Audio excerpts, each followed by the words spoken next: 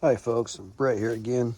Just doing a little maintenance on the Razor tonight, and I just wanted to throw out a quick tip.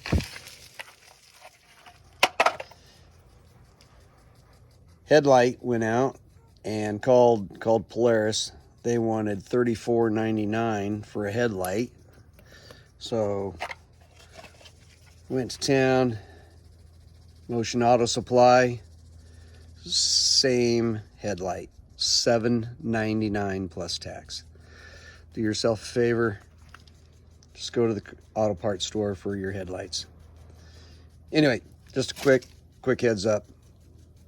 Don't spend the money. Save it and put it in gas. See you on the trails. Appreciate y'all.